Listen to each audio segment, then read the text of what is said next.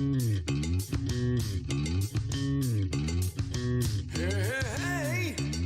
it's JP. Egotastic FunTime.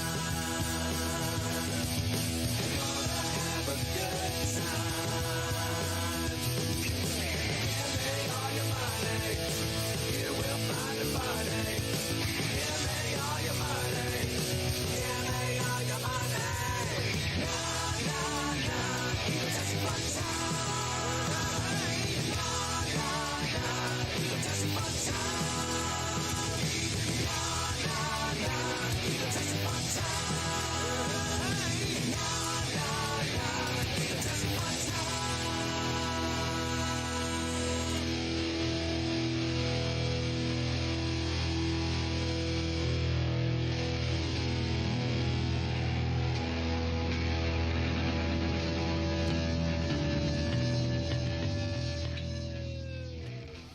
Hey gang, I'm JP and welcome back to Egotastic FunTime Live. Decided to go live today. I want to check in with you guys, see how you're doing. It's been a long couple months of many of us just stuck in our homes, not going places. We might go to work, some of us work from home. But man, I work from home and it's tough. It's tough. Do you have screen fatigue yet? Have you run out of stuff to watch or the will to watch more stuff? I have a long list of things that I would love to watch, but I find myself, I'm just going to watch a rerun of something that I know is going to make me happy, that's going to improve my mood for a few minutes. So I want to check in with you guys, see how you're doing, have a conversation about all the nerdy stuff that we love to talk about every week here and on Twitch. And then, of course, after this stream, I'm going to go directly over to Twitch and start my usual Thursday Talking the Orville live show, Splosion. But I want to see who's here right now, you guys. Oh, let's see who we got.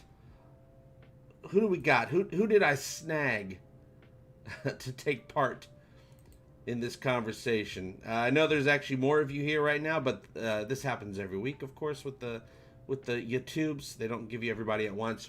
Archmage Frey, what's going on? Official channel member Brian Dawkins. Brian, so glad that you're here, buddy.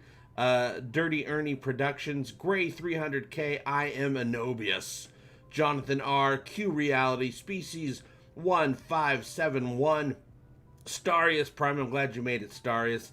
The Filthy News, and more names are popping in. What's up, John? Vacatura? Vacatura? I don't know if I'm saying it right, but I'm just going to call you John. How's it going, guys? So we're here to chat, see what you guys are watching, what's putting you in a better mood, to help you out, not only to keep your fandom heart exploding with pew-pews of awesomeness, but, you know, helping you through this tough time. I'm personally, many of you know, I just finished a binge watch of Star Trek Enterprise, the whole thing, all 4 seasons. A show that left us too soon. Thanks a lot, Les Moonves. And I'm really into Doom Patrol right now. Oh, there's a new episode of Doom Patrol. I didn't even watch it this morning. Oh, tonight I'll be watching the latest episode of Doom Patrol. Stargirl surprisingly has my attention, and I'm having a great time with it. Went back and watched a few episodes of The Mandalorian. Just having a, trying to just keep my spirits up with these geeky things. Hey, Anobius. JB, boom! Ryan Johnson says quick Twitter, but I'm guessing it says you meant quit Twitter. Yeah, every famous person quits Twitter at some point and then comes back. What's up, Filthy News? What's up, Jonathan? 3 Johns are here at once. John 1, 2, and 3. Speaking of, we gotta talk about Peacock. I've been looking forward to Peacock, but so far I am not happy with it. Speaking of Peacock, how do the different pay tiers work? Anyone know? I looked a little bit into it because I tried to watch Peacock yesterday on their website, mind you, on the Peacock website. I tried to watch it, so I was looking through. Certain shows are completely free. Like, my biggest thing that I wanted was Parks and Recreation. That one's free. But lots of shows, are the next tier up. usually a lot of just old shows, like, God, what the hell is it? King of Queens. Everyone Loves Raymond. I saw that those are actually on the next pay tier up, which I don't care about. But also you can watch new content. The new Psyched. If you ever watched the show Psyched, which was a great show way back in the day. Hey, somebody just bought one of the new Seth Trek fanny packs. These are awesome. Bought a fanny pack. Hey, thank you very much. And there's the new Psych movie, that's what I wanted to watch. I'm like, oh hell yeah, new Psych movie. I loved Psych back in the day. I met Dule Hill. I met I can't remember all their names right now, but I met a lot of the cast of Psych, which was exciting for me because at the time the show was still a big thing and still on, and I was loving it. So I really wanted to see the new Psych movie. But let me tell you, Peacock isn't great for me personally right now. I found out that if you go on Peacock, their website, you can't watch anything at all if you have an external monitor hooked up, which most people do nowadays. People like me that make content and video editing, all that stuff. I have 2 monitors. I would love to have 3 monitors, but my computer couldn't handle that. If you have an external monitor, a lot of people have 3 monitors nowadays. It doesn't work. They want you to unplug that second monitor to get it to work, and it has something to do with the fact that, with their licensing agreements, they don't want people that don't have, like, say, Fire TV. Fire TV does not have Peacock. Neither does Roku, I don't believe. Fire TV doesn't even have HBO Max yet. So they don't want you taking your laptop and hooking it up to your TV and watching Peacock on your TV, right? So it doesn't work. So until they fix that, I can't even watch Peacock. And I'm not going to unplug a monitor for a streaming service to watch shows, except for Psych, to watch shows that I always watch on Netflix, Hulu, and Amazon anyway. Do you think Stargirl will stop going after people by herself? I hope so.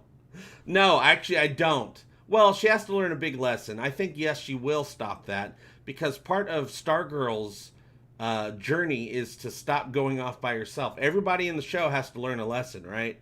Otherwise, what's the point of any show? The characters on a show have to learn a lesson. So she's eventually going to learn to start being a better team leader by working with the team. Yeah, we got to talk about Lower Decks, you guys. Now, the other day on my live stream on Twitch, before the Star Trek Lower Decks, the trailer for it leaked.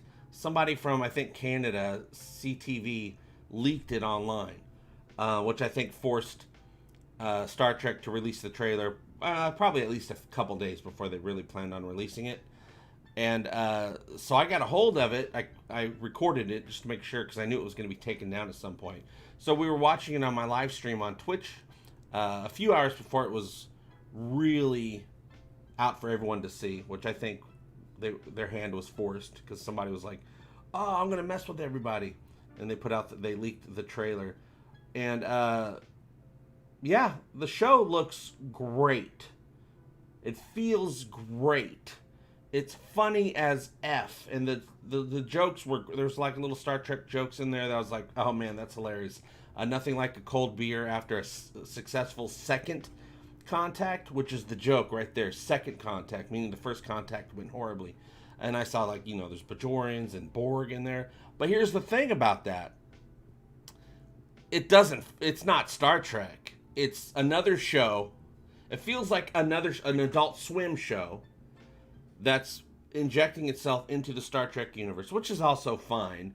I'm really looking forward to Lower Decks, but it's not going to be like a Star Trek show to me. It's going to be an Adult Swim show with Star Trek jokes in it. But it does look great. I'm excited to see it on August 6th, and we'll talk about it, because I'm going to subscribe to CBS All Access. CBS can suck my balls.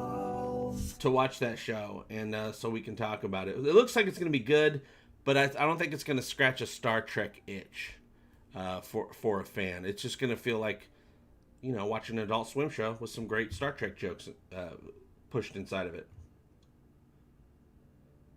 Yeah, I think Lower Decks, you guys, really feels like they created what people thought the Orville was going to be, but wasn't. The Orville isn't anything like this, but it seems to be that's what the Orville was being advertised as, like a Star Trek show with a bunch of dick and fart jokes, and so this is that. So the show looks like it's gonna be really good.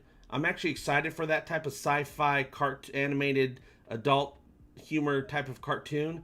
I don't know if having the name Star Trek, being under the Star Trek umbrella behind the CBS Access wall, is going to do much for it, though. I don't know if it's going to help with its longevity. I think they could have done this exact same show, just have it take place in whatever sci-fi, its own original sci-fi universe. You could still call it Lower Decks, and I think it would actually it would go further because you could put it on Adult Swim, or something like that, and they're not confined to whatever Star Trek lawyer rules they'd have to be confined to. But the show does look great, and I'm really looking forward to it. Filthy News, I'm Canadian. It might have been you, Filthy News. You might have leaked it. Canada has some great sci-fi like Continuum, Orphan Black, and Dark Matter. Dark Matter is next on my list of things to watch, you guys. A lot of you have been telling me about Dark Matter for a long time. I watched the trailer for it. I read the synopsis for it. I'm like, oh, this does seem right up my alley. So that's next thing on my list. But I do have a hard time watching new things because life is kind of a bummer right now. Life is kind of a bummer. And it's like and I always end up, I'm like, ooh, I'd like to watch that, but I want to know I'm going to watch something that makes me feel good, so I just keep watching old reruns of, Parks and Recreation, Star Trek, things like that. And I want to know how you guys are getting through this. Simpsons in space. Well, actually, it feels more like Futurama, a little bit more hardcore humor, but yes. Simpsons, Futurama, South Park, Family Guy in space, that's exactly what it is.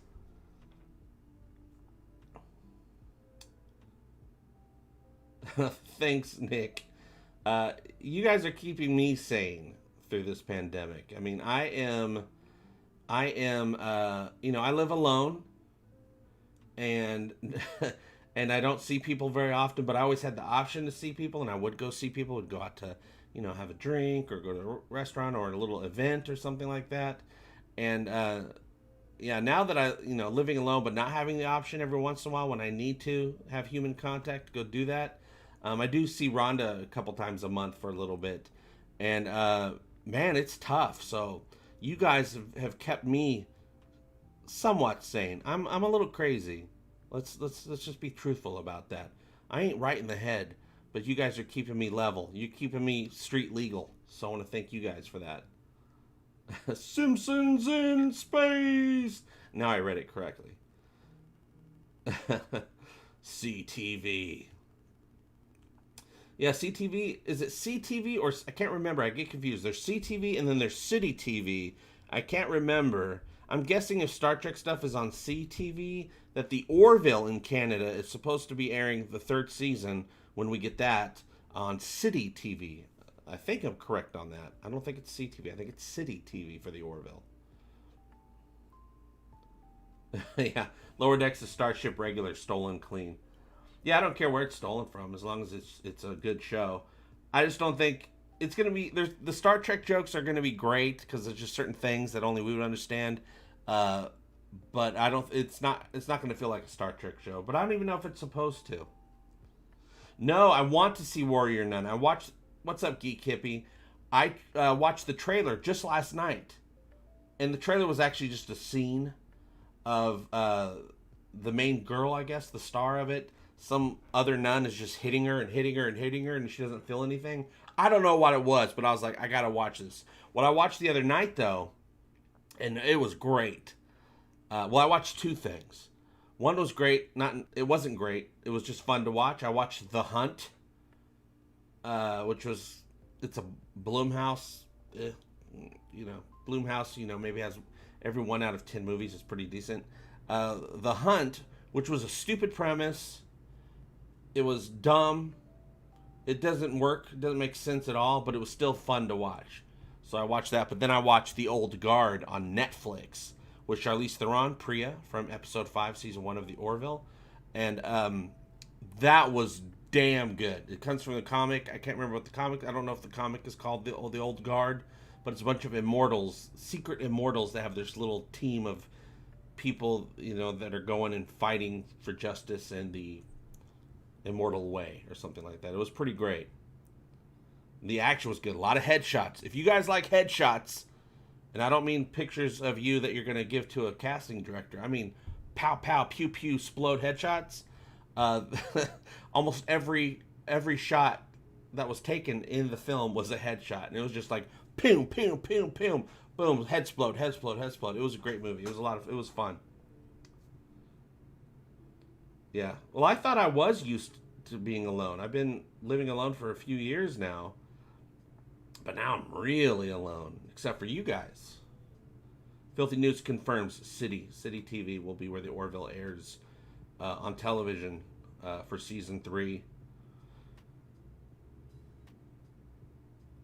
No, Jonathan, I have not. Hey, JP, have you heard anything about the Star Trek fan film Pacific 201? It's been in the works for a few years, but looks like it will be really good when it finally comes out. No, I'll have to look at that. Pacific 201. What does Pacific 201 refer to? Ooh, Devs I've been meaning to check out because I love Nick Offerman so much, but the trailer didn't quite grab me. Also, Alison Pill seems pretty great in that. Okay, so Random Driver says, I watched the Orville, Devs, and Upload. Also ordered about 70 Blu-rays, most of them 4K. Wow, you got a lot. That's a lot of damn Blu-rays. Damn, that's a lot of damn Blu-rays. Everybody applaud Random Driver for keeping the Blu-ray business in business. I'm still waiting for Orville Blu-rays, man. I like to have my movies and series in physical media. Well, that makes sense because more and more often, Random, because everybody is starting up their own streaming service. This is my streaming service, by the way. And everyone's starting up their own streaming service. So everything that you love to watch, like on Netflix or Amazon or whatever, is slowly going to be taken away and put on all these different streaming services. And then they're going to be put all back where they were once all these random streaming services go out of business, because you can't have that many streaming services. You can also look at DC Universe. It really feels like DC Universe is going out of business, doesn't it? That they're starting to put all their good quality content that costs a lot of money to make, selling it probably. Well, of course, selling it. What's the point without doing it for money? Selling their good shows to other services.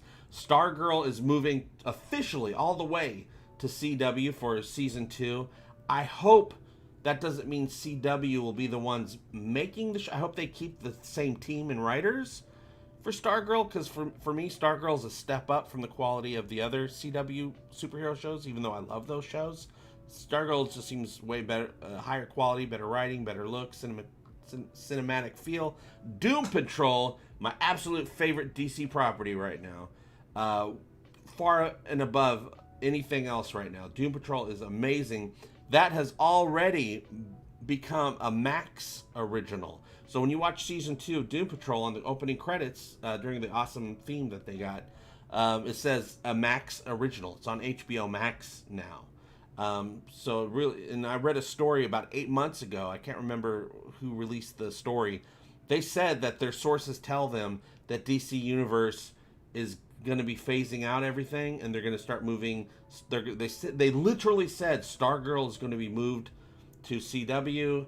Oh, no. They didn't say Stargirl, because they said Stargirl wasn't ready to premiere yet, but it was being made. They mentioned Stargirl, but they said Doom Patrol will be moving to the upcoming HBO Max. Well, 8 months later, all of that stuff came true. So I assume DC Universe, as far as their really good content, will probably be all phased over to different streaming services, because now we're getting to the point with streaming services that they're all the little ones, all the fringe streaming services are merging together into other streaming services, because starting a streaming service is almost as hard as starting up the new YouTube or the new Twitch. It's almost impossible. So yeah, I would think possibly that CBS All Access will eventually phase into something else, because as much as I'm looking forward to Lower Decks and seeing how Discovery season 3 goes, and I'm really looking forward to Picard, I don't think those shows are going to be able to keep an entire streaming service alive, right? So uh, they just don't have enough yet, and I don't know if it's too late in the game, in the history of streaming, to really be super successful, unless you already have success with streaming like HBO Max. I think will do well because HBO's streaming app has done well for years and years and years. Netflix, of course, around forever. Amazon Prime's going to be around forever. Hulu's going to be around forever. All these other little things, they're going to have to, like Peacock, even though Peacock doesn't work at all, eventually it will work. And there's a lot of free content on there. So, the upper tiers are optional. And so far, there's not really anything on the upper tiers that I see worth it. So having the free tier and then a couple pay tiers if you want extra, I think that's a good way to go. Because also you're making tons of money with the free tier, because companies are buying advertising for commercial breaks and whatnot. So you're bringing in money, just like a TV show. TV shows make money by people giving them money to talk about Tide and car insurance and stuff like that. So we're getting a lot of streaming services right now, but it's just like the fact that, like, okay, here where I'm at, medical marijuana is legal, right? It became legal last year, so now every single street corner has a medical marijuana shop all across the state. They're not all going to stay open. Most of them will close or go out of business or merge with another shop somewhere. And that's what's going to be happening with the streaming services. Mark my words. I'm a soothsayer when it comes to bits and bytes streaming through internet tubes, you guys. You miss cable TV, it was cheaper. I don't miss cable TV at all. Well, you can get cable TV. Yeah, I prefer streaming services because you can, CBS All Access, a new Star Trek comes out. You subscribe for a few bucks a month for a couple months, and then you get rid of that shiz, right? You unsubscribe and move over to something else, or don't save the money, right? With cable, you're just locked into that contract. Oh, okay, Archmage. Okay, so today is a new episode of Doom Patrol. I think today is episode 7, which I can't wait to watch. Though I got some stuff. I'm going to do a video about Doom Patrol called Nobody Really Likes Doom Patrol, which is about Mr. Nobody really liking Doom Patrol. Because season 2 does not have Mr. Nobody in it. Yet they talk about Mr. Nobody. And Mr. Nobody, of course, is played by Alan Tudyk. And he's great. He really made that first season of Doom Patrol with his narrations and his just crazy style. Now, it makes sense that he's not in season 2 because they're probably going to want to bring him back, because in the comic books, there's some really amazing big storylines with Mr. Nobody. They'll probably bring that back for season 3, assuming we get a season 3. And but I want to do a video about Alan. The show's just not the same without Mr. Nobody. As much as I love season 2, season 1 had that special je ne sais quoi. But season 2 of Doom Patrol is 9 episodes. They filmed almost 10 episodes. They filmed the 10th episode mostly, but there were some pivotal scenes in the 10th episode of Doom Patrol that they weren't able to film because everything got shut down because of this worldwide pandemic, which is making us, watch everything on television right now, hit streaming services. So I don't know what they're going to do with the footage from that 10th episode. I don't know if they're going to hold out and release it as a special to do, or if they're going to integrate those scenes into other episodes. But season 2 of Doom Patrol is 9 episodes. I don't know how many episodes Stargirl is going to be. Maybe you guys know, and can let me know, because I do want to know. So yeah, we're almost done with Doom Patrol. Today's, I think, the 7th episode, so 2 more weeks. So, in another week or so, you could get that trial. I think in my part of the world, I think it was a 7-day trial. that they had for HBO Max. FYI, HBO, I don't know where you watch your stuff. I don't know if you watch on desktop or your television. If you have Fire TV, Fire TV currently, nor does Roku, currently have HBO Max. But I got HBO Max because I use Fire TV, but my PlayStation 4 offers HBO Max, probably Xbox as well. So if you have one of those systems, you can get HBO Max on there. FYI, when you sign up for HBO Max, you automatically get access to just regular HBO Now. So you can always have what I do. I have HBO Now on my Fire TV and HBO Max on my PS4. 2 services, 1 price. Yeah, I got the HBO Max 7-day free trial. Well, now I'm paying for it because I've had it more than 7 days. Okay, Stargirl Season 1 is 13 episodes. That's decent. That's decent. Doom Patrol Season 1 had 15 episodes, which actually seems a little long for this day and age for an expensive show like that.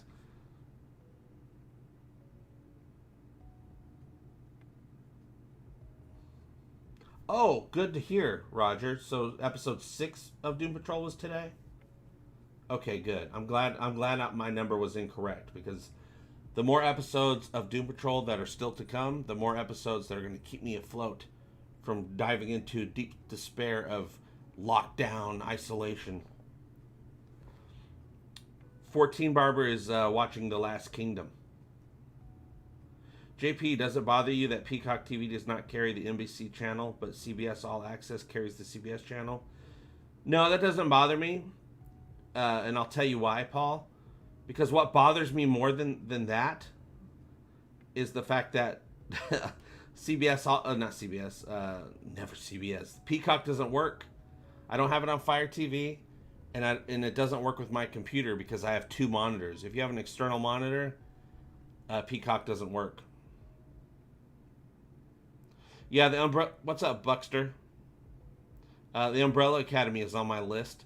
Yeah, and this whole chat is for you guys to give me ideas and each other ideas of things to watch to keep us going. As well. But yeah, the Umbrella Academy is on my list, and I need to watch it because season 2 is coming out really soon.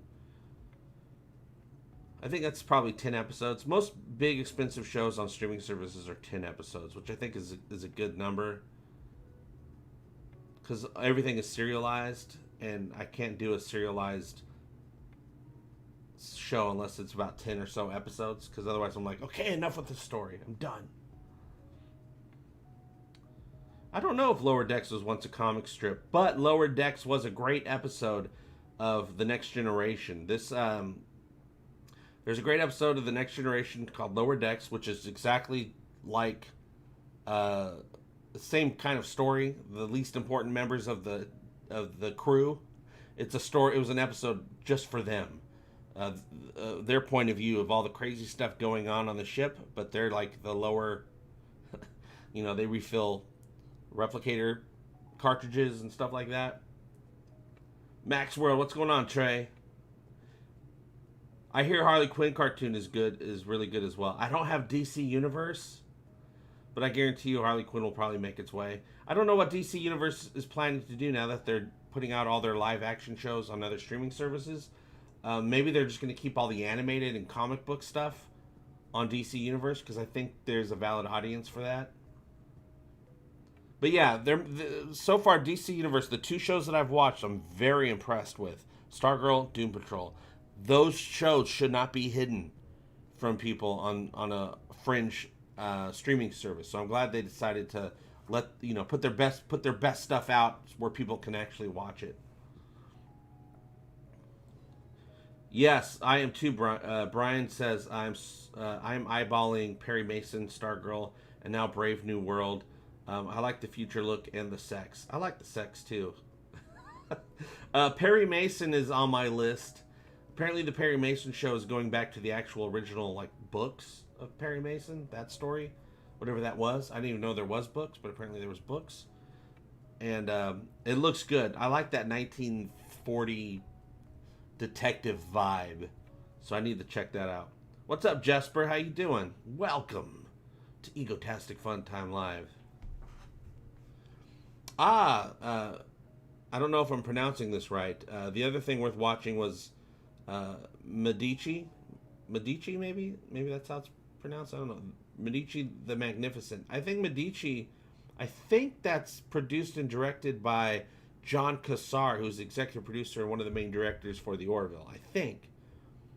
I don't remember the Magnificent part, but I remember the Medici part, and he kept promoting that last year.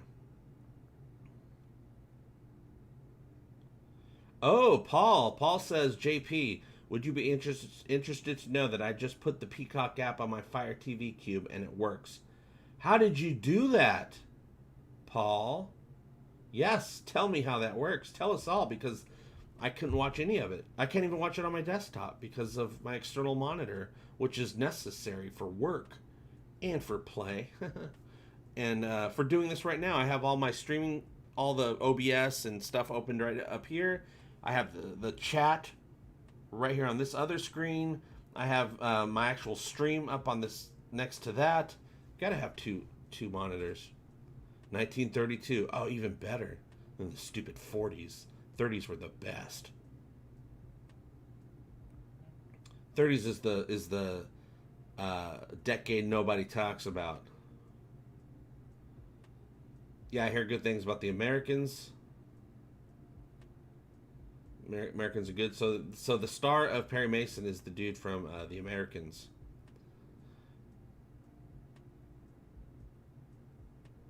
Was the two latter seasons. Ah, okay.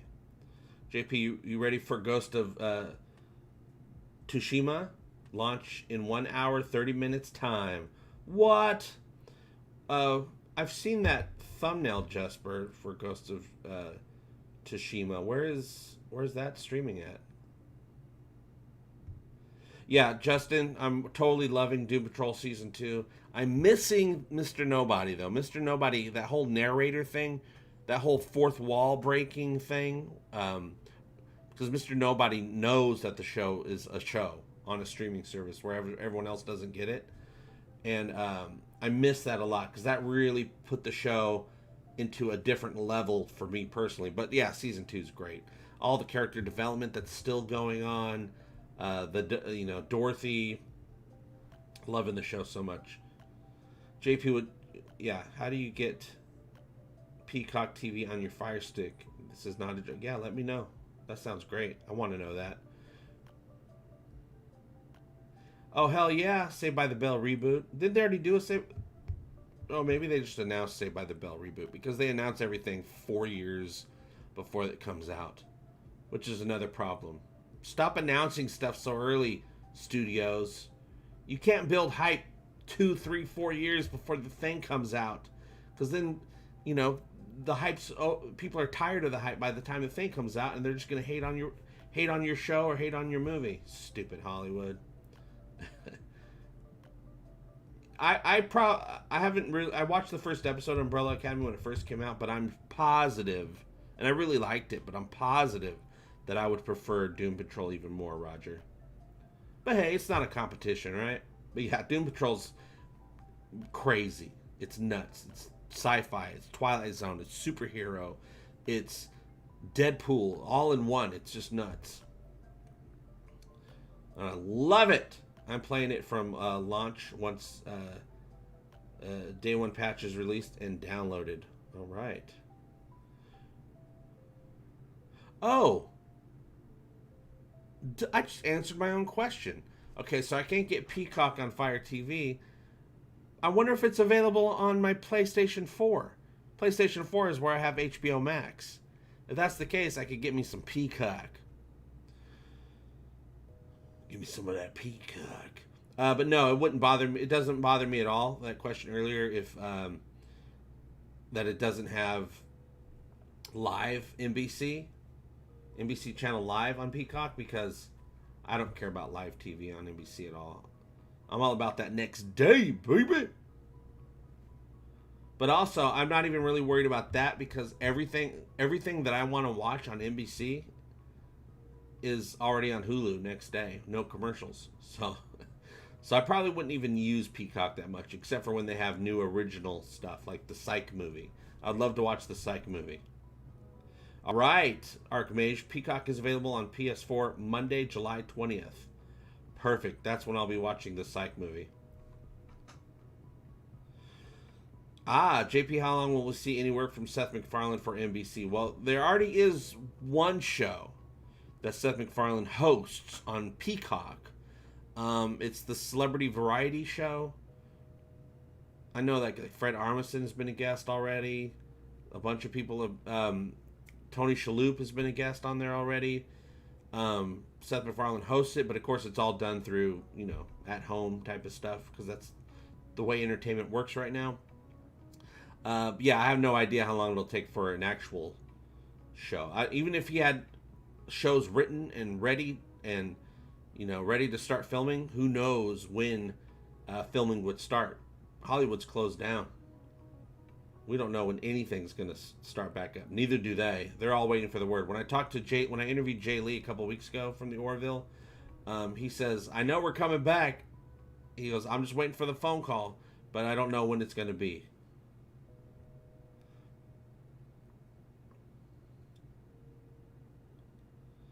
Go to the YouTube TV, type in how to get Peacock TV on the Fire Stick, and okay, cool, Paul. I'll do that. Because I need it on that Fire Stick. Yeah, not everything. Brian says he's just not into Doom Patrol. He just doesn't get it. But yeah, that's perfectly fine. Different strokes for different folks. To move the world. I'm looking forward to short reviews like you did for The Mandalorian. Yeah, I'll be doing them. We'll be doing reviews of... there's only a couple episodes left for Doom Patrol, but yeah, I do need to start talking about Doom Patrol. I wanted to do the Nobody Likes Doom Patrol video.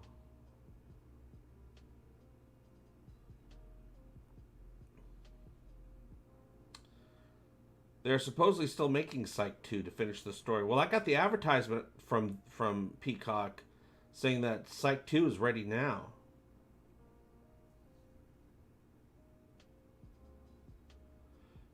Same deal for me. Did not really catch my interest. However, Umbrella Academy, I liked it. Yeah, Doom Patrol, I love it. But yeah, it is nuts. It's not going to be for everybody. I just love it. It's right up my alley. Because you know me, guys. I'm crazy. Jay Lee sounds like Batman back when he had that red phone. Like him and Commissioner Gordon's little phone. Yes, chum. Not today, Joker. Go to YouTube, type in how to download Peacock, file directions. Also turn off apps from unknown sources. Oh, yeah. That's how you get third-party apps. If you like 1940s detective stuff, did you ever watch A Nero Wolfe Mystery? It was 2 seasons on A&E back around 2001. No, I didn't. Yeah, I love Psych so much. Psych is basically Scooby-Doo with two guys instead of a whole team. Yeah, Brendan Fraser is so good on Doom Patrol, and it's just plain nice to see him in something again, even though you don't actually see him much. No, you don't. And I don't think the guy in the robot suit, I'll have to look into this. I don't think the guy in the robot suit is Brendan Fraser. The body types just don't match up. Stephen Klein, JP, question. I have HBO as part of my cable package. If download the HBO Max app, is there a fee for that service? No, actually, what I did is I canceled my HBO. Wait a minute. I have HBO as part of my cable package. If download the HBO app, is there a fee for that? No, it should be free for you, I think. If you have HBO as a cable package, HBO Max, I believe, is free. What you do is when you sign in, you tell them, it gives you the options to tell them which cable service you use. There's like, a million of them to choose from. And then you sign into your cable service, and then it's free.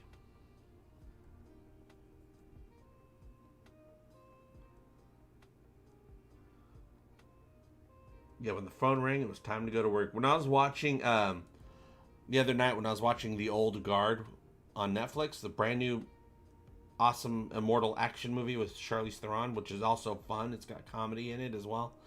Um, the fighting was so badass in that movie that literally had the thought, and I said it out loud. I was like, Charlize Theron, if she wanted to, she could play the next Batman. If she wanted to. Not Batwoman, she could play Batman. That's how badass she is. It's not Brendan Fraser in the suit. Yeah, it just doesn't look like it would be him.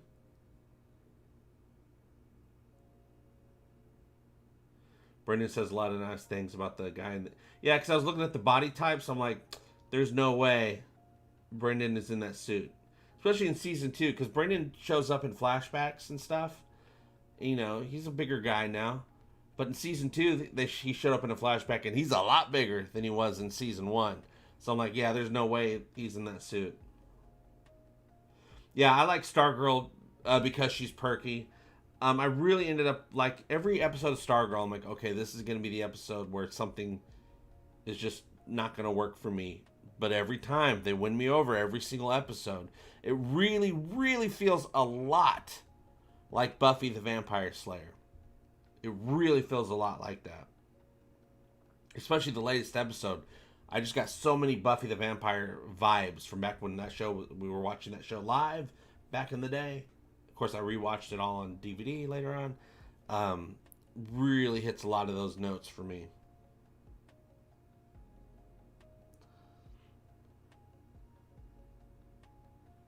Yeah, we're going to go to YouTube and learn how to add Peacock TV on my Fire Stick. That sounded dirty. Project Blue Book did not get a new show. That sounds familiar. I don't know what it is, though. Yeah, I love Buffy so much. I think I might have actually liked Angel even more because of Lauren. Lauren was... God, you got to love Lauren, right?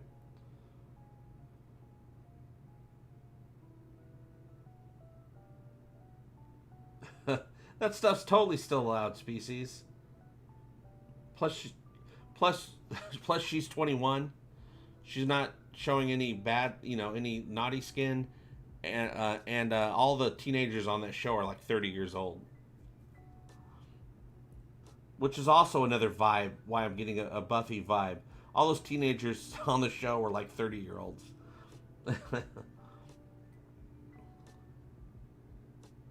My favorite thing about Stargirl is all the classic DC comic references. Yeah, Stargirl, very much Starius, is very much an Alex Ross style of DC universe, which absolutely I adore it, which is very close to like the original Watchmen movie type of vibe, where it kind of looks old school, but it's new. It's really, really cool.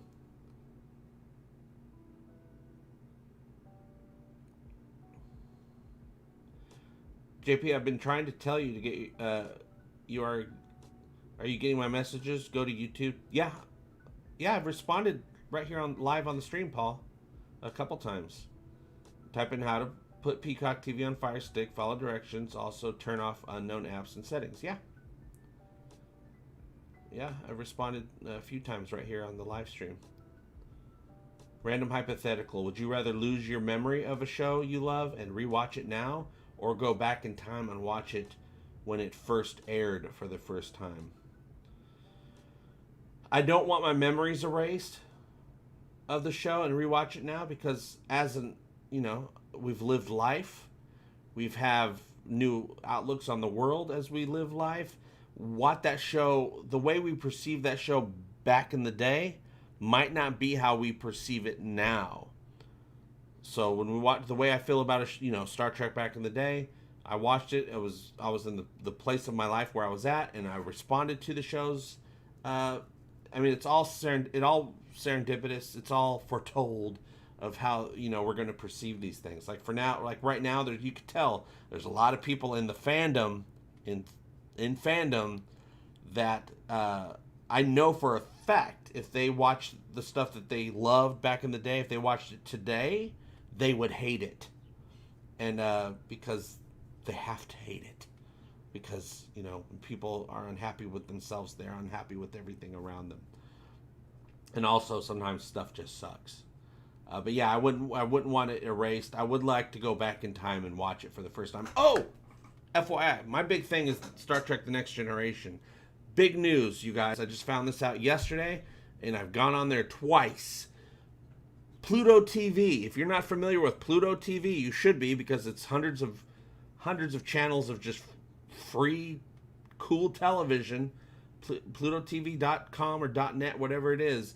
They just added a Star Trek channel. So 24/7, they are airing for free. You know, you watch some commercials. A lot less commercials than you would on normal television. Star Trek 24/7. You never know what episode you're going to get. Right now they're playing all the Next Generation stuff. So you go on there right now.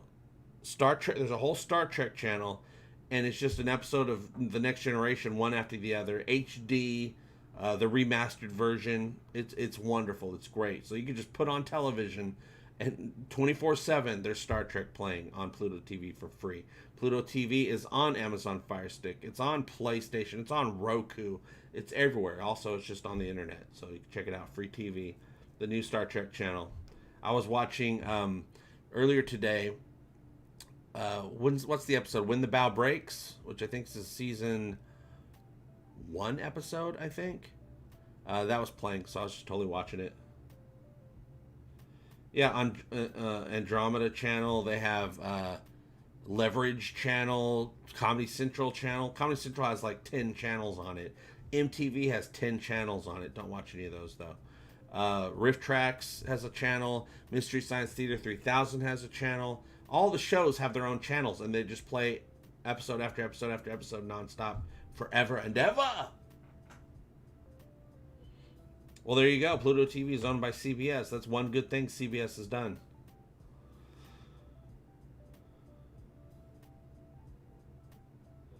On Stargirl, do you think Cindy will eventually come to the side of the JSA, the Justice Society Association? Is that what it is? Association Justice Society of America? Probably it's of America. No. I hope not. She's horrible. Cindy is horrible. Absolutely horrible.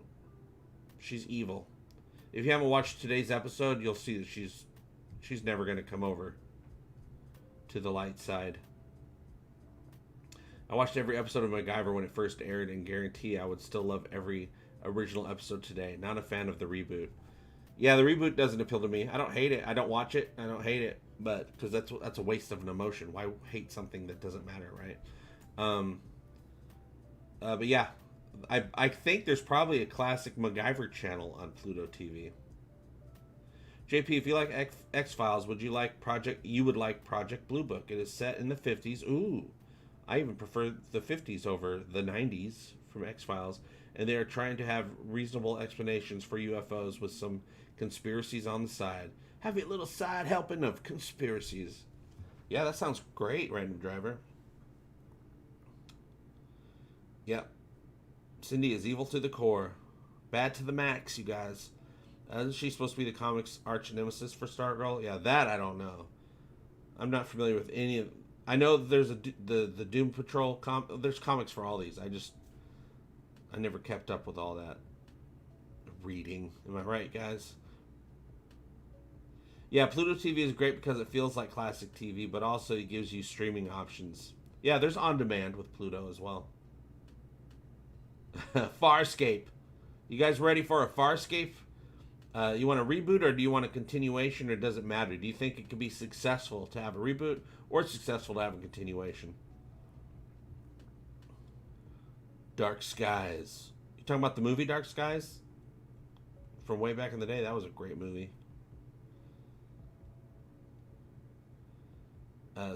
Cinia Solo is also in that show, Project Blue Book.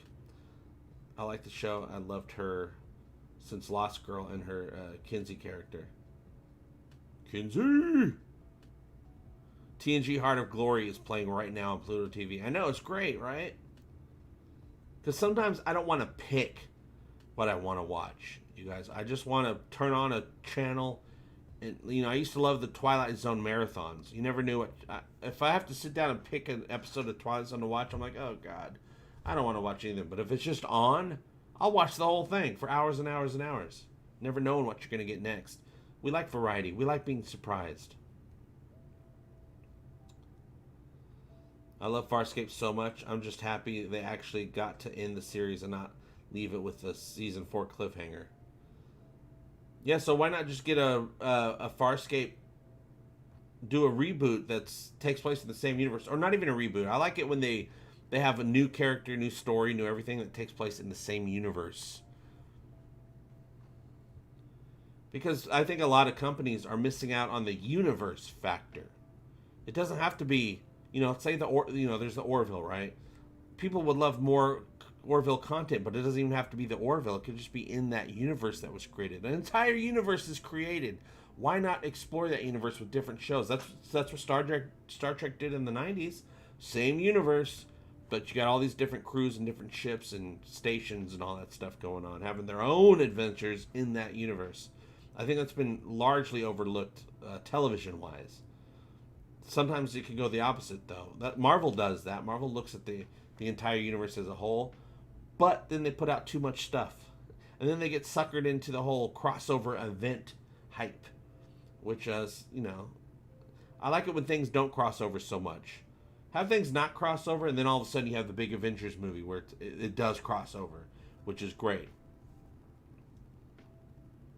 Dark Sky's TV show was just getting going when they canceled it, and I knew it had a kiss of death when Jerry Ryan showed up. Yeah, it's also tough opening your heart to new TV shows these days because, and this has actually been true for a while, you open your heart to a show and then it just gets canceled and you're heartbroken. And then you got to go find another thing. And it happens more often than not. So that's another reason it's hard to get into some shows. Because you're going to get your heart broken most of the time. Especially nowadays. Because there's just too many shows. Too much competition. Too many eyeballs that are being split into different directions. So nobody gets the views that they want. Because the views are so split and watered down. Star Trek was the perfect example of a shared IP universe, but they just don't understand that anymore. Instead, we get a never-ending stream of prequels with Kirk, Spock, and McCoy. Yeah, I don't mind... Well, I hated Into Darkness, but I don't mind the reboot prequel, the JJ prequel of Kirk, Spock, and McCoy, because I don't consider that a Star Trek... I consider that more of a reboot of a 60s TV show as opposed to a continuation of Star Trek universe. I consider that just like the not that it was a great movie, but Lost in Space movie that came out in like about 1999, where they just did a reboot of a 60s TV show. I consider the JJ movie to kind of be that. It's not really Star Trek, but it's like a reboot of a 60s Star Trek TV show. Though Into Darkness totally sucked. But also, so far, CBS had a bad start with, doing Star Trek. But also, I feel everything they do, every Star Trek show they put out is a different universe. It's not a shared universe. Picard, I think, is a different universe. It's definitely a different universe than Discovery. Of course, Lower Decks is totally a different universe. That's a cartoon. That's a different universe. So I don't think we've had any shared universe stuff yet. And I'm looking forward to Strange New Worlds to see what that is. It sounds like it could be great. And we, more often than not, most people, even people that don't like Discovery, like Captain Pike. That's kind of supposed to be the same universe as Discovery, but hopefully it's not. Hopefully it's its own thing. Because it's definitely, I think, going to have a very different vibe than Discovery. Farscape is perfect for edible cannabis. What isn't perfect for edible cannabis?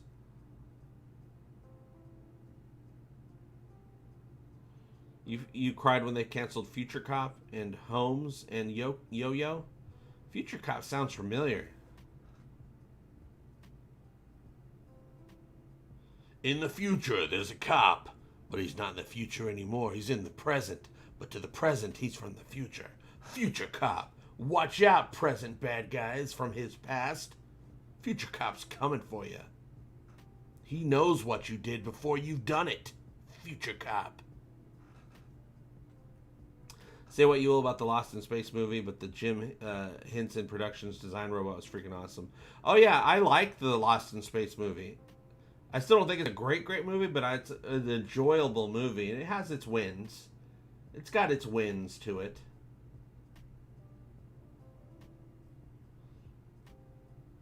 Heather Graham. I would love a new take on Now and Again with Michael Weissman, who was an insurance agent who got pushed in front of a subway train, and they put his brain in a new body. Oh my god. Reminds me, you ever watch the pilot to Knight Rider? It was a different actor, and then he gets in an accident or whatever. It's kind of like RoboCop. He gets in an actor, and they change his face, and he looks like... they gave him a new identity. They gave Michael Knight a new identity, and he looked like Hasselhoff by the end of the episode. I can't remember if I watched the Foundation trailer. Is that with Tom? Is it Tom Hanks? Who's in Foundation? But that's an Apple TV show, right? That I don't have. I don't have Apple TV. CBS premiered Dark Skies, then waited 3 weeks to air the second episode. Great movie.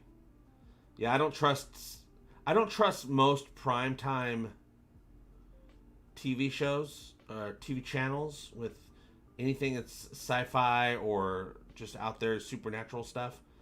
And I'm talking about CW. I'm talking about NBC, CBS, ABC, Fox. I don't trust them to keep those shows for very long or to handle them very well. That's why I was really glad that the Orville moved to Hulu, because I just know shows like that don't last on primetime television very long. Earth Final Conflict. Yeah, Knight got shot in the face. Michael Knight, lone crusader with a nasty looking face scar.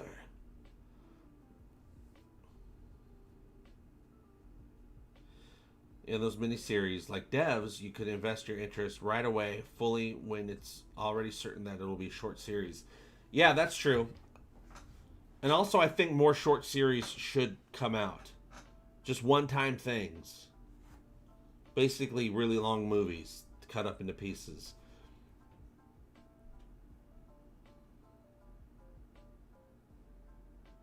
Are there any sci-fi shows on network TV right now?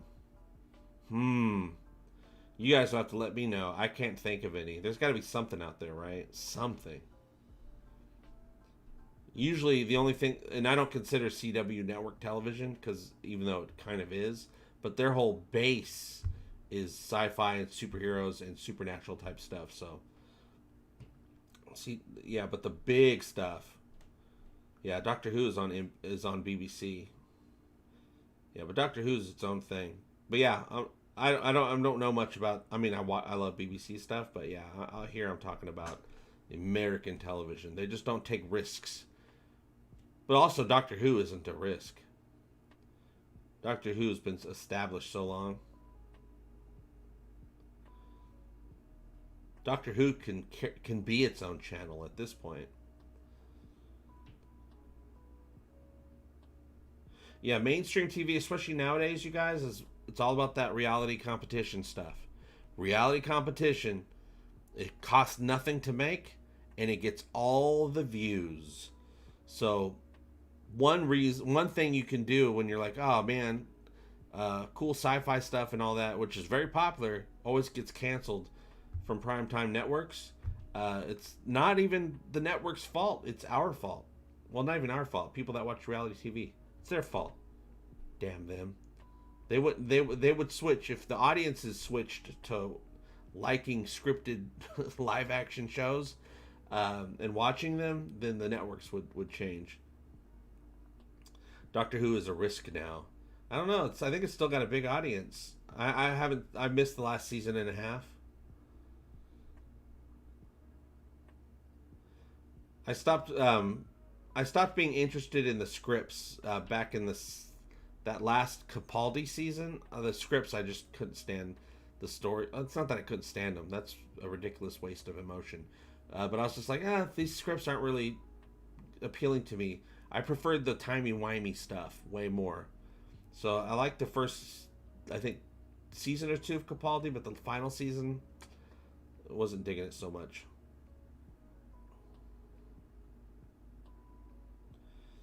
Yeah, Doctor Who isn't so much about BBC ratings. It makes more from international sales. Yeah, people are buying all over the world, because you also got to consider all over the world. There's a lot more than North America and the UK, right?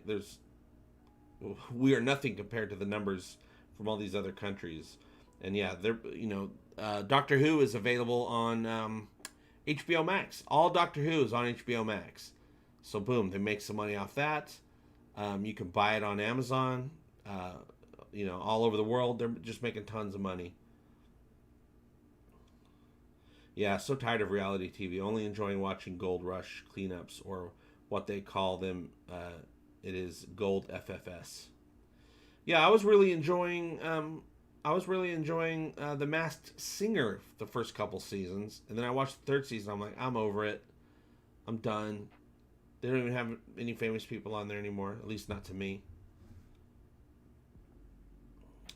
But yeah, I don't watch much reality TV. I used to work with reality TV. I was a transcriber, so way back in the day. So I was working for a studio, Base Productions, and they did a lot of, it was all reality cop shows and other types of shows. And I get all the tapes of all the footage they took, and I'll tell you right now, most reality TV shows are fake. They're fake. They might have been based on a real idea, but they'll have the real people that they're filming. They'll have an interaction, and they'll say, okay, let's do it one more time. Do the same interaction you just did. Just do it over and again. Let's do it from a different angle. Reality TV shows are pretty damn fake.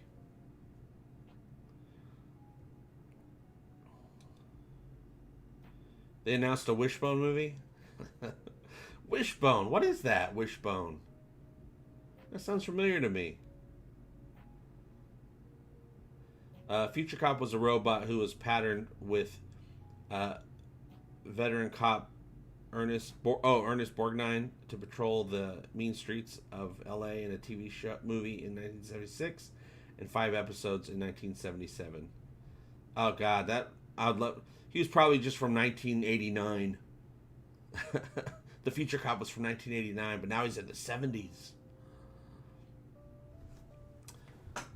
They are so scripted, these reality shows, and it's obvious when you watch some of them. They're outrage stuff.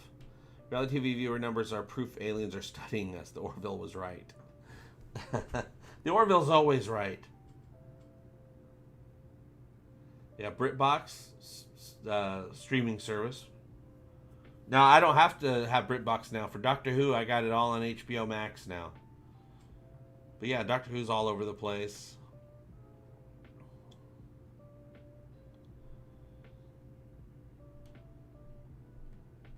But also, British television, they've had their own style for decades now, where, short series, 6 episodes, 7 episodes, 8 episodes.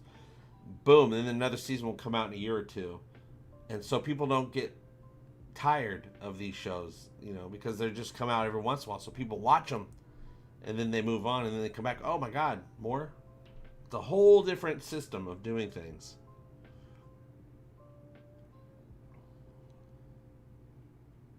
Wishbone is the talking dog from PBS. That's what I was thinking of, Archmage, the dog, when he said Wishbone. He did all the classic novels. I wonder if Knight Rider came out now, if Michael Knight got shot in the face, they would actually fix his face? Or would they be too PC and too pro plastic surgery? Would it give the wrong impression? I don't know what they would do. But also, some shows, they just don't work. They just don't work, except for in the time that they come out. So, like, you could do Knight Rider today. The first Knight Rider ever made. It just wouldn't work. It wouldn't work today. It worked in the 80s. It wouldn't work today. And that's actually special. That makes these things special. That there was a time where they worked, and, we experienced them that time. We were in the same mindset. And then, you know, the world changes, we change, the way we see things changes. I have a hard time watching anything new without also thinking, damn, I got bills to pay. I got to worry about that. It's hard to get into stuff. You know, we're watching a new show, but we're also scrolling on our phones, only half paying attention. New Amsterdam on Prime.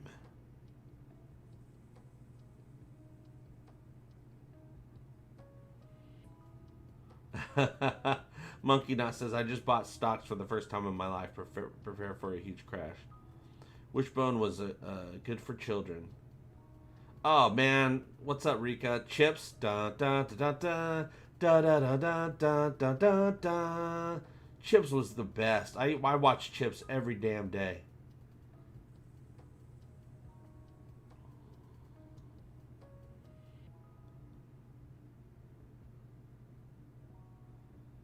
I'd be writing.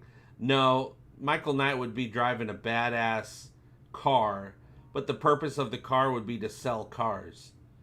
It would be a car that was also there to promote some sort of vehicle.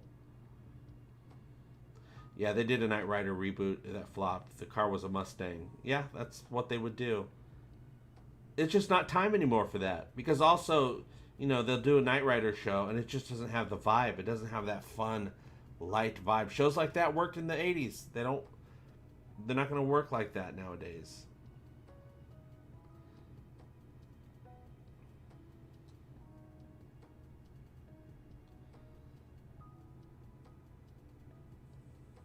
Oh no, okay, so you like the new reboot of Knight Rider, that's good. Until they made the Transformer car. No! That's jumping the shark. That's jumping the Michael Bay shark. Yeah, but even stuff that's reboots that doesn't appeal to us, that doesn't mean there's not some people that it does appeal to. But, many of us, we had the opportunity to really enjoy the original in a special time. A special time.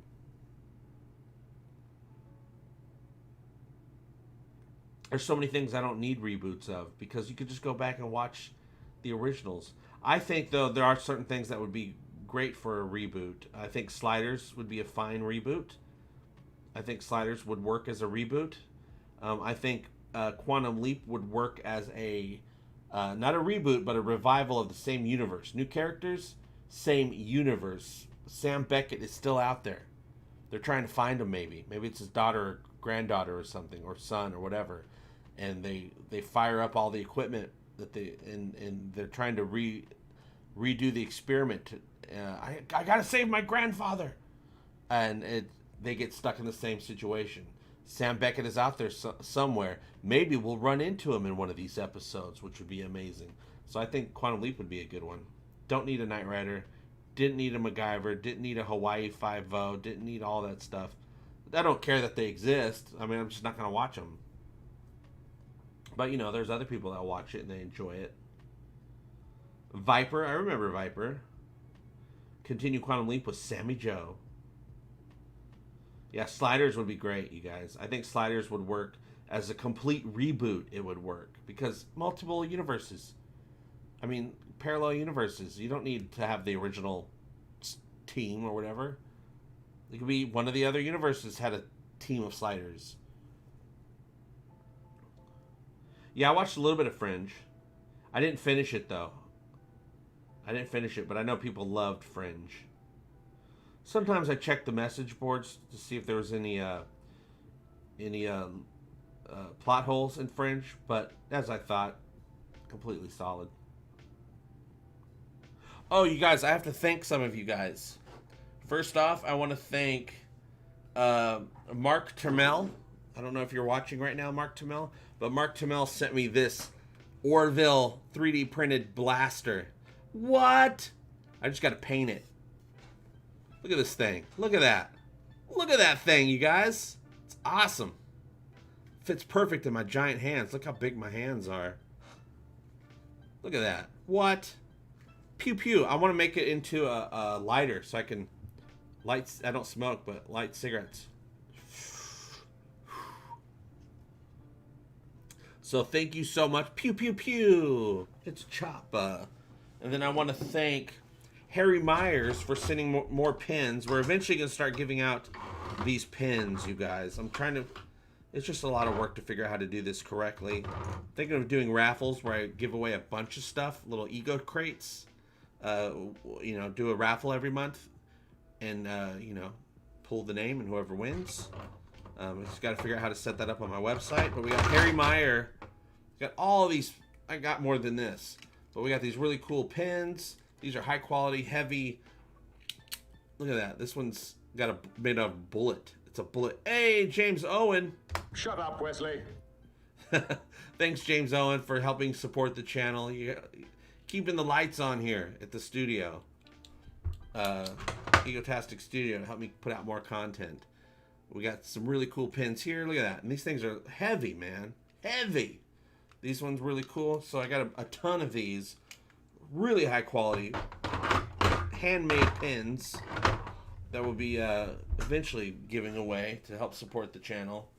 And then, oh, Alec Peters from Axonar sent me this awesome Axonar backpack, you know, which is actually going to come in handy for my camera gear when I go mobile for certain projects once the summer's over. And what's cool about it is it has a USB cable built into the side. That's a USB cable. The other side is the cable inside that you can hook up a power bank to. So, you know, you got your power bank plugged in, so you can plug in your phone or your camera or whatever. And then got a cool leather-bound Axonar notebook, which I'm totally going to use because I use notebooks now to help me remember to do stuff for the show. Ideas and stuff. During these chats that we do, you guys, these live shows every week here and on Twitch. By the way, right after this stream, I'm going to be streaming on Twitch for a couple hours. Just chatting about the Orville. Jeez, what is this? I guess this is an unboxing right now, you guys. What is this? Oh, really cool coin. Axonar coins. Wow, it's heavy. Jeez. Didn't realize that. And then what's in here? I didn't open this yet. This is the first time I opened it. Jeez, all kinds of stuff. All kinds of pins. Wow, metal pins. Tons. Keychain. Patches. Jeez, man, there's a ton of stuff in here. So I want to thank Alec Peters from Axonar for just being nice and sending this stuff in. I'll put it over back here. But yeah, this notebook is going to be really good for me. But yeah, during our live streams, you guys are always coming up with great ideas. So I've been writing them down on my notebook, and then I've been putting them on my whiteboard that I have over there.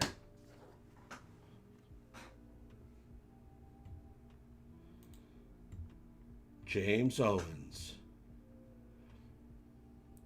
Oh, well, they did a reboot of V, didn't they? But yeah, I think there's going to be another reboot of V.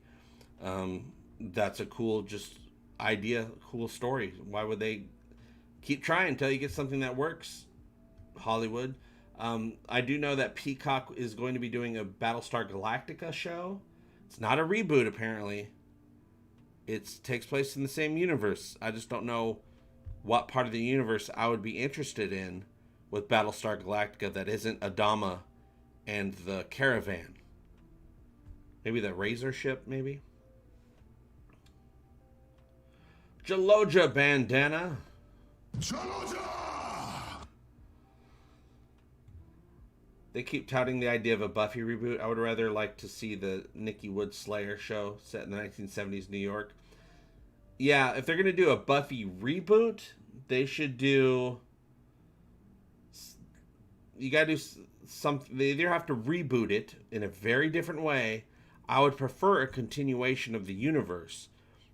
But I don't know how you would call it Buffy, the Vampire Slayer. Maybe they'll just call it Slayer. But then the band Slayer would probably have a problem with that. So I don't know. I don't know how they would do it.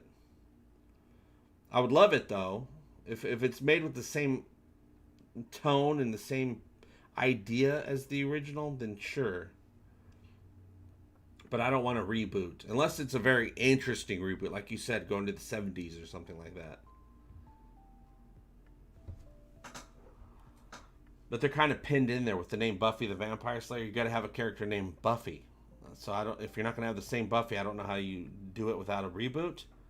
Kind of like the Orville. How would the Orville do a spin-off? What would they call it where people would be able to identify that it takes place in the Orville universe? Because you can't call it the Orville if the ship isn't the Orville.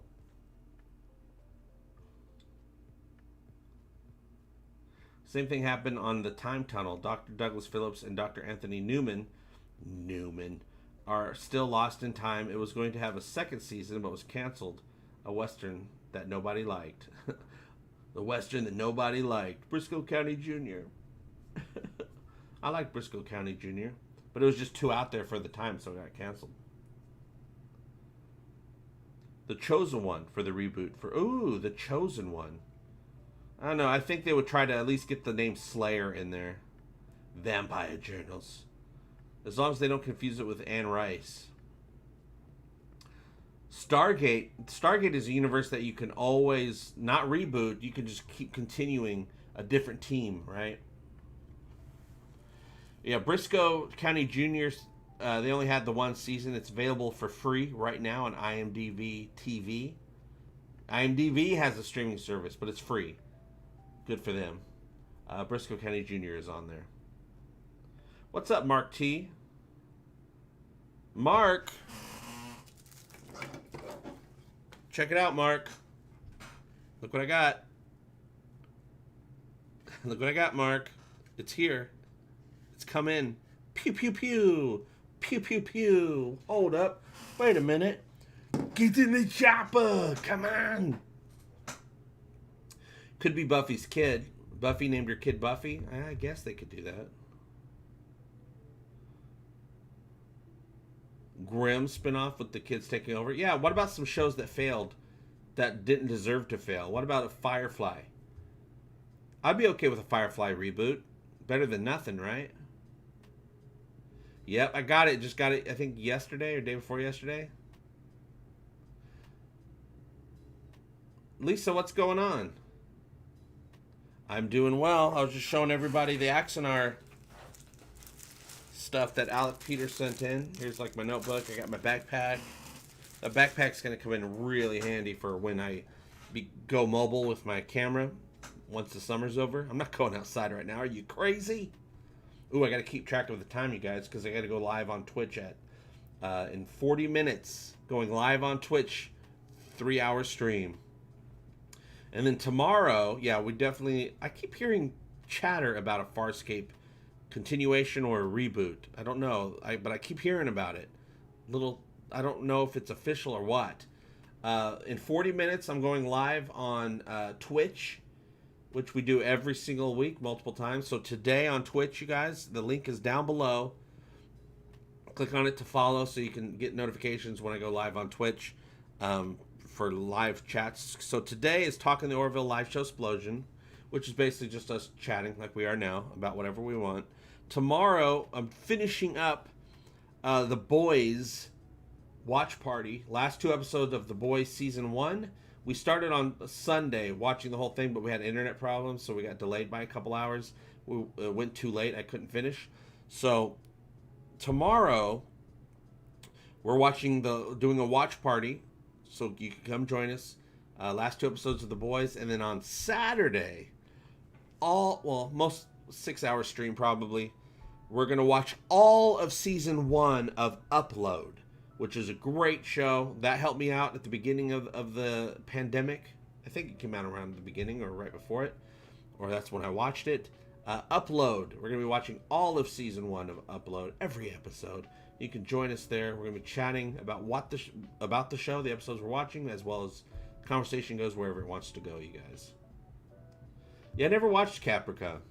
I was familiar with it. I think that's when I cut the cord and I didn't have access to Sci-Fi anymore, the Sci-Fi channel. So I never really followed Caprica. But, you know, in our chats, people bring it up quite a bit. I don't know. When it comes to Battlestar, I'm just mostly interested in the whole convoy. Breaker 19. This here's the Battlestar Galactica. What's your 20?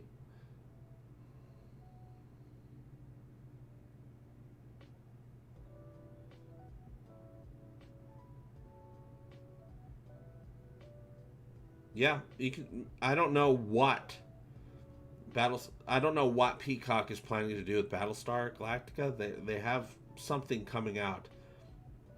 I don't know. Maybe they're kind of rebooting Caprica.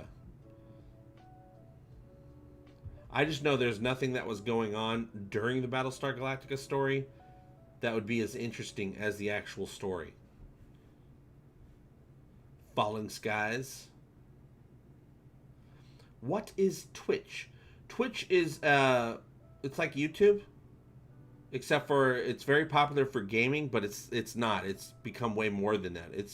It's a platform that's free, just like YouTube, that is meant for streaming. I mean, YouTube is meant for uploaded content. That's what it rewards. They don't reward streaming like this. Twitch is meant for live streaming. So lots of channels, lots of YouTubers, they put up content on YouTube and then they stream on Twitch. You can just hang out for hours, chat, do watch parties. We do watch parties every single week. So if you have Amazon, because Amazon owns Twitch. Twitch is an Amazon product, basically. So if you have Amazon Prime, which most people do, you can link your Twitch account, which is free, to your Amazon Prime account, and you can subscribe. You can give whatever channel you want $5 for free every month, and it costs you nothing. Amazon pays for it, which is really crazy. I don't know why they do that, but I guess it's a great way to support their thing. But yeah, I stream on Twitch multiple times a week. Sometimes I do gaming on special days, but mostly it's Thursdays we're chatting for a few hours, Fridays we're doing a watch party, and then a couple times a month we do a big watch party. Blood and Chrome would be the only thing that would interest me for a Battlestar Galactica. I would I don't know if maybe this is Blood and Chrome, maybe, I don't know, but remember that movie they did for Battlestar Galactica, Razor, where they actually come across another Battlestar that survived as well, but they were alone and they started doing crazy stuff, being all alone, and they kind of went to the evil side of things. That would be an interesting story, that ship.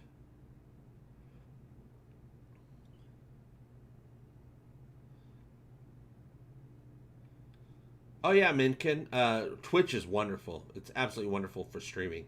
It's just not a discoverable platform.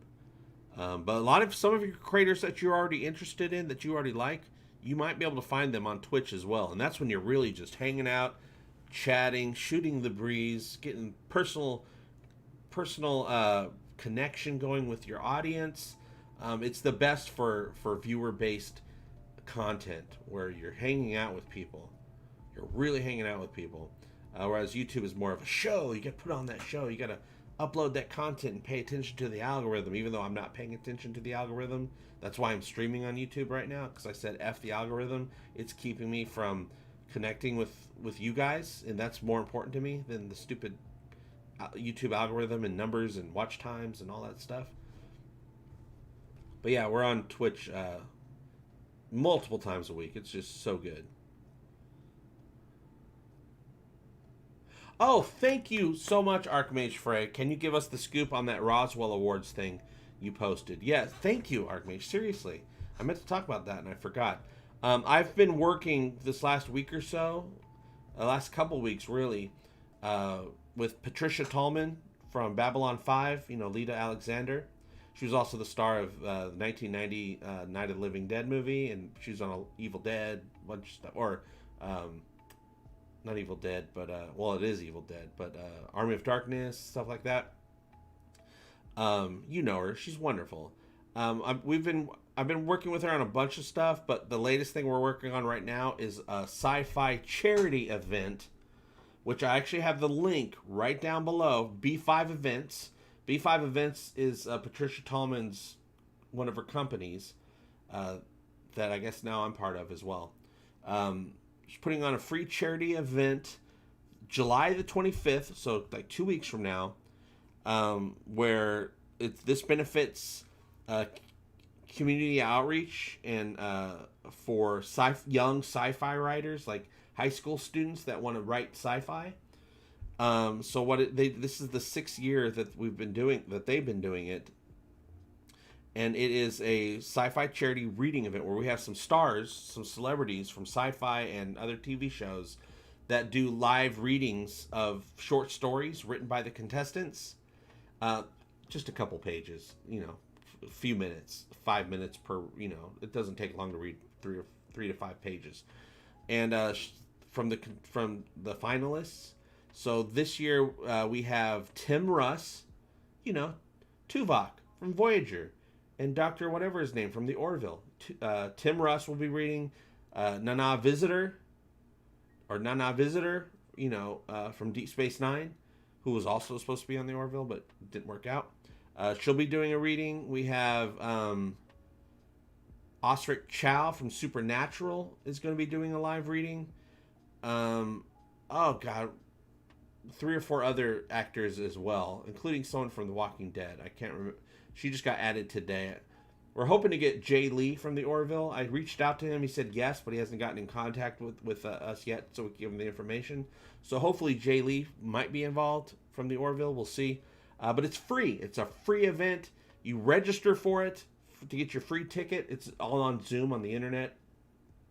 And if you register for it, even if you don't attend live, you'll be sent a replay of everything to your email.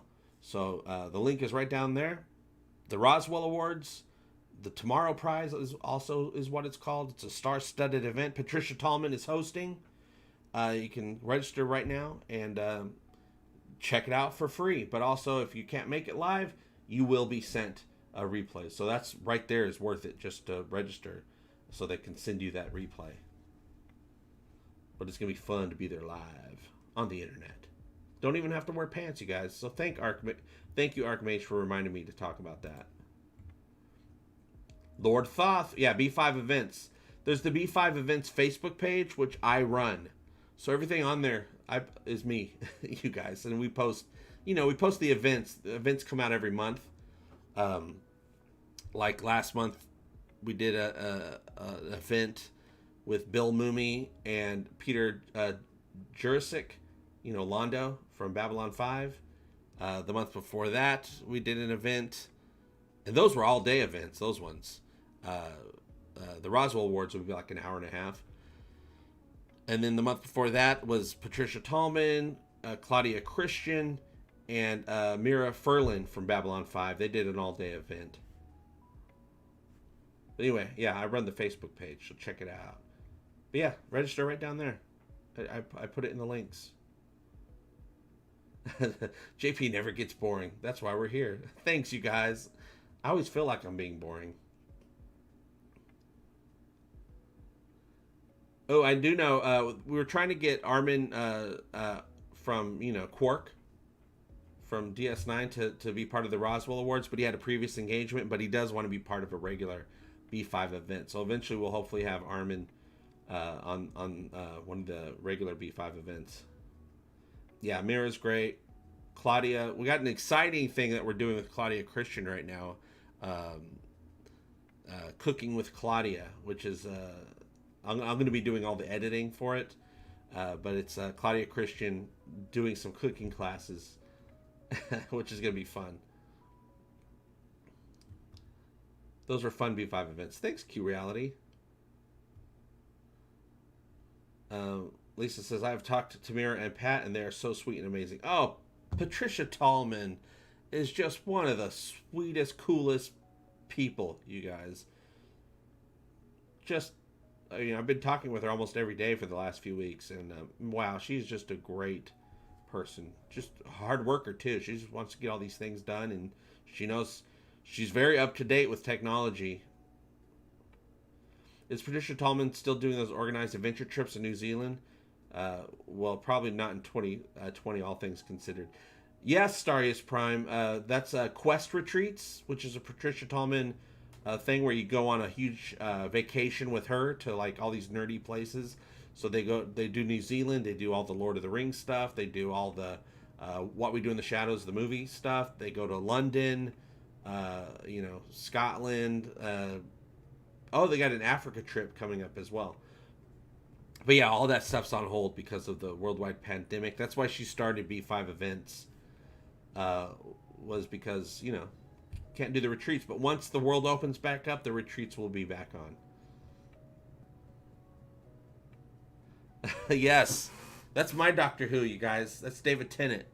That's my Doctor Who. People said, oh, they ruined Doctor Who. No, you can never ruin anything that's already happened. And yeah, that's David. That's my boy. That's my doctor.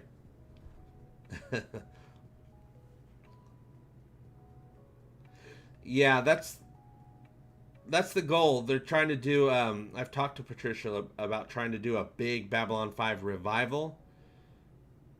Some of the people, yes, you could totally get. Like, she's already had her, Claudia Christian, Mira Furlan, Bill Mumy, Peter Jurczyk. But some of the actors just aren't comfortable doing online stuff, or they're kind of out of the game, and they're just like, oh, I don't want to worry about any of that stuff anymore. I know she's trying to get Bruce Boxleitner, and he's just like, I don't know, maybe. I don't think he's just comfortable with Zoom and all this, because that's all that stuff's done now. Zoom. That's the world we live in right now. If you want to put on a show, you got to do it through Zoom. Though I'm pretty sure Bruce Boxleitner is going to be a guest star on season 3 of the Orville. Pretty sure. 99% sure.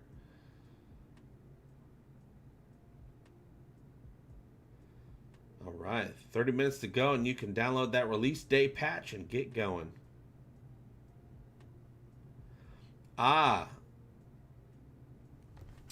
Lisa, StreamYards is great, but it's just not advanced enough for the type of streaming that I do. Like, I put stuff on the screen, I got the chat on the screen, I got all kinds of stuff, and I got buttons I could press to make things happen. Like, I can go, Boom, that's what I'm talking about. It's true, he was just talking about that.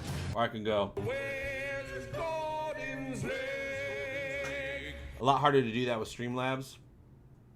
But I use OBS. I used to use Streamlabs OBS because there was a lot of great stuff you could do with Streamlabs OBS.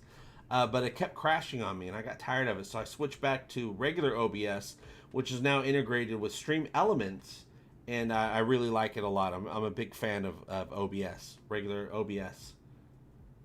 So I use it because I have everything plugged in. I got my Stream Deck with all my buttons on it.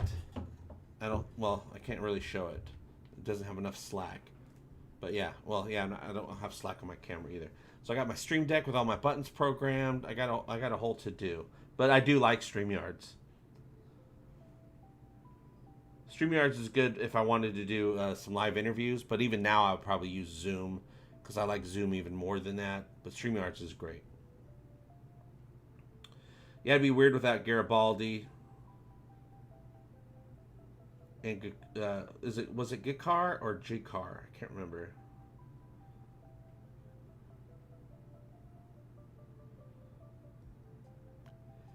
Yeah, check out OBS. Just make sure it's got Stream Elements, because now OBS has all these screens. Like when I open, it's great. It's like compartmentalized. I open up OBS and then boom, there's my camera, there's my soundboard and sources and all that stuff. But on one side, it has the chat locked in, and then on the other side it has like latest events, like if somebody subscribes or does a super chat. Like right here on the screen it says James Owen super chatted a little bit ago, and I got my names of all my channel subscribers scrolling on the bottom. You can do all that stuff. I mean, you just got to use it through Stream Elements. But also I have some Streamlabs overlays integrated as well as browser sources. So I got Stream Elements and Streamlabs working through this thing, but it's just regular OBS. I figured it all out, you guys.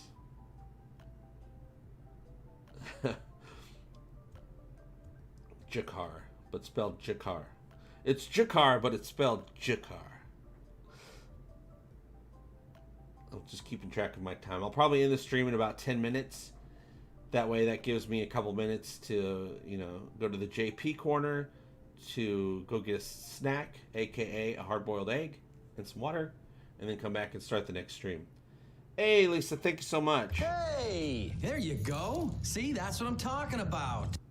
No problem, Lisa. For kicks and giggles, thanks for the info on OBS. And feel free to message me, Lisa, if you ever have any specific questions. I'm all about sharing stuff that I've learned over these years. I hope Bruce shows up on the Orville as a space station captain experiencing shadow problems. Well, I'm sure if Bruce does show up, they'll probably have him be...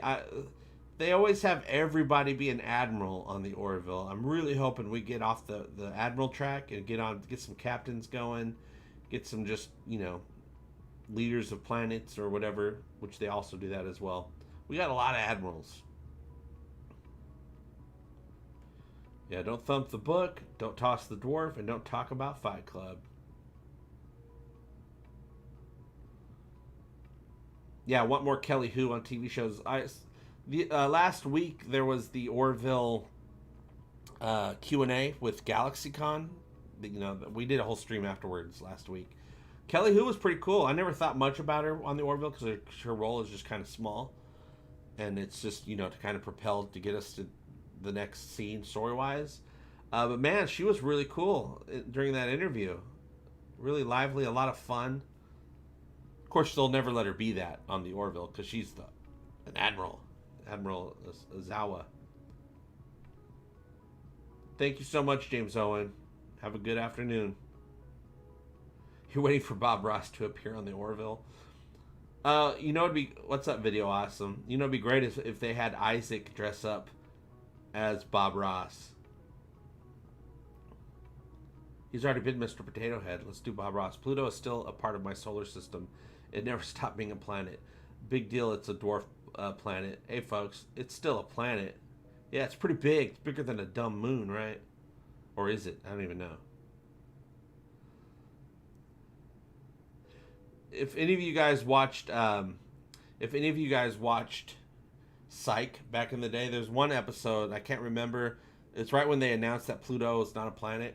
And then later they did announce it was a planet. Anyway, Dule Hill's character, Gus, through that whole episode, he was talking about Pluto. It was pretty, not being a planet. It was just like, that's jacked up. He was like really upset about it. Loved me some Psych back in the day. Robot with a fro. He's a frobot, Jonathan.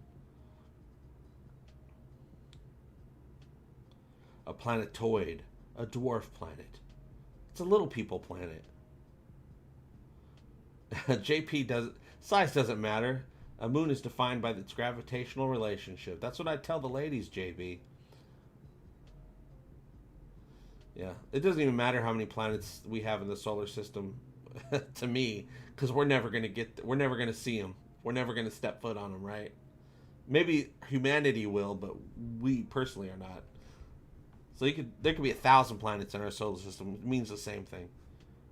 I'm never gonna leave Earth, so. Plus, I want to get the hell out of this solar system and see what's going on in some other systems.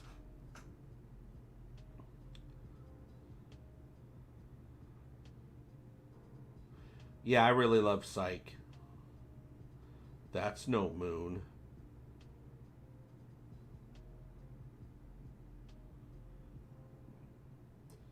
They're actually potentially naming another planet Persephone. Ooh. Or Persephone. I'll say Persephone.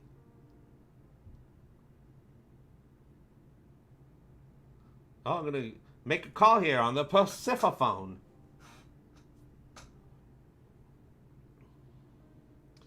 You might get to the moon or Mars, JP. Who knows how cheap it will get or how rich you will get. I'm just trying to afford a plane trip someday to see my family in California. It's been years. I miss them so much, but the world's expensive. Yeah, we want to move away from home, Earth. JP is home. Home. JP, Earth is home. We need to move out at some point. Well, I'll be fine staying on Earth as long as a lot of people do move out. The more people that move out, the better Earth is going to get. Yeah, Elon. Yeah, we're going to Mars, you guys. As a planet, we're going to Mars. Yeah, I just can't use. Well, no, I can use Peacock because during this live stream, I realized, oh, I can get Peacock through my PlayStation 4, which is where I have HBO Max. So yeah, I'll be watching that new Psych movie.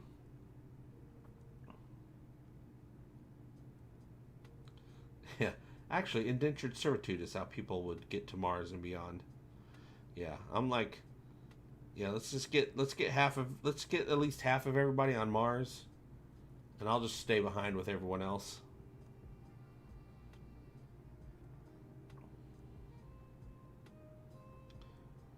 We could just make this planet a better place if we figure out how to if we just make Beano for cows or whatever, gas X for cows so they don't fart so much, or if we could filter cow farts, this planet will last. This planet won't be so bad after a while.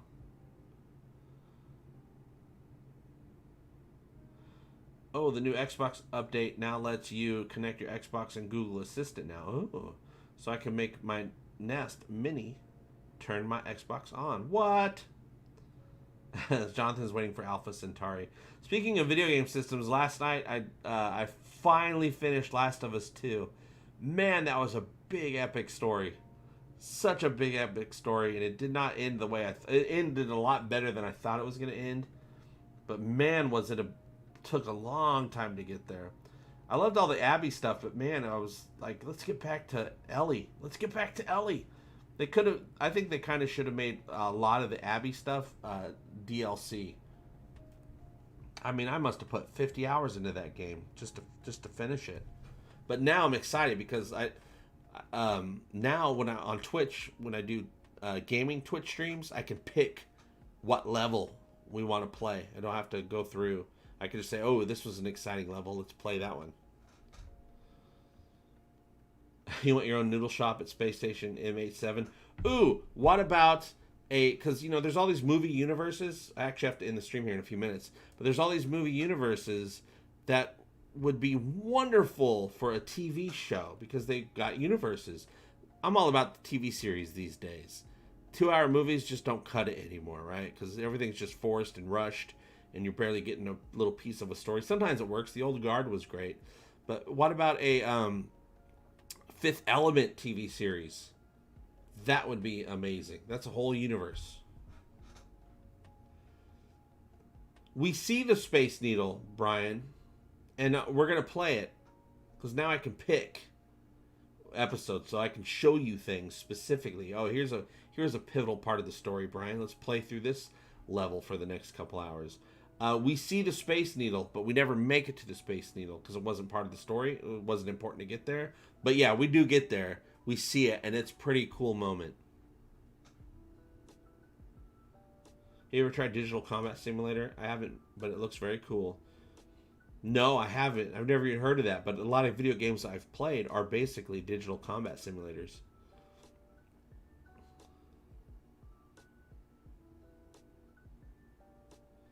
I fear we will get close to holodecks and then jump straight to neural interfaces. I don't feel like becoming a Borg.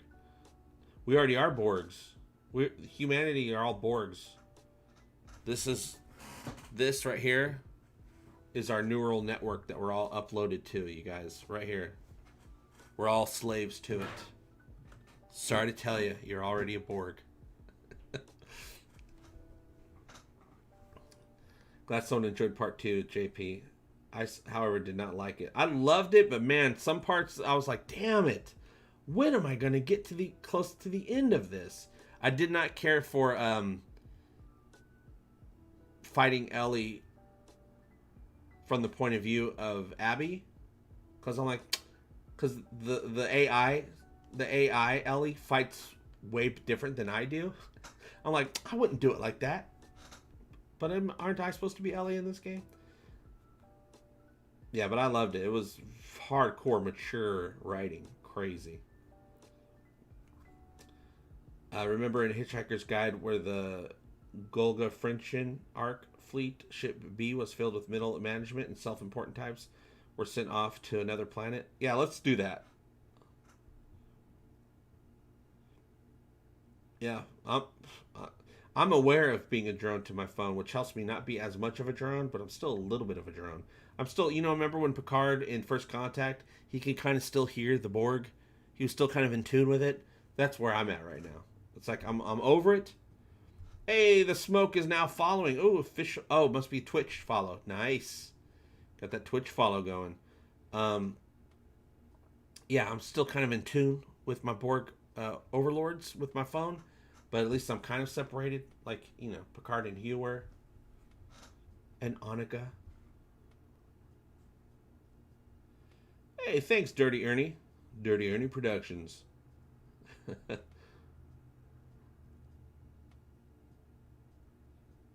You're experiencing denial, aren't we all? Isn't that the first step of most 12-step programs?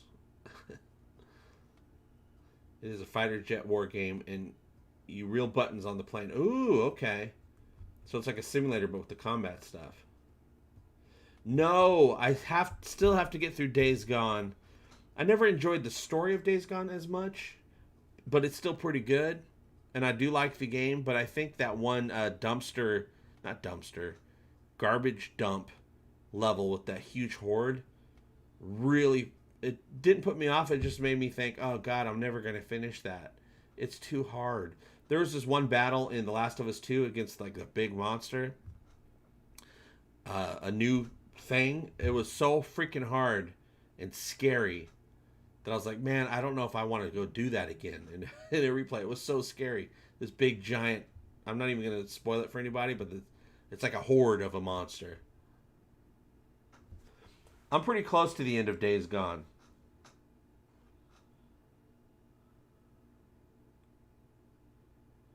Yeah, the whole planet died off from a dirty telephone.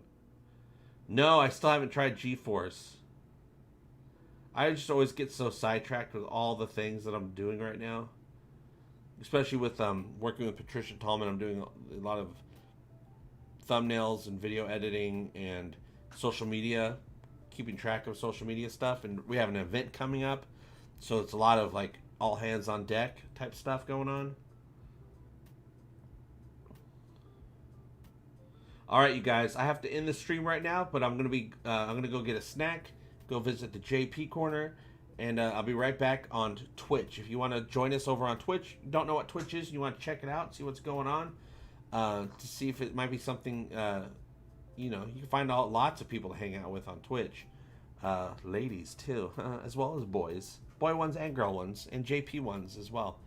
You can click on my Twitch link right down there. It's a couple of lines down, and you can join us, and I'll help guide you through it, so you can see what it's about. It's about hanging out with your favorite creators. Some of my favorite creators are on Twitch, and I go hang out. And my buddy Seth, who has a huge channel on YouTube, he's on there a few times a week. One of my favorite other YouTube creators, he's on there all the time. I go check him out, and then also there's lots of browsing and stuff. But yeah, you can come hang out with me, hang out with us, because we always got a good handful of people over there, 20 or 30 people in a lot of cases. So you can join up and help the channel grow. Egotastic FunTime. We're going to take over the world, but we can't do it without all of us. We all do better when we all do better. And together we will help the entire world do better and have a more egotastic fun time. So I'm going to head off right now, so I go get a snack and start this all over again on Twitch. I'll see you very soon, and I hope all your times are egotastic fun times. Love you. Bye-bye. Egotastic fun time. We're going to have a great time. Egotastic fun time. Give me all your money. Give him all your money. You will find it funny. Just give me money. I love money. Give me all your money. Give me all your money. Give me all your money. Give me all your money.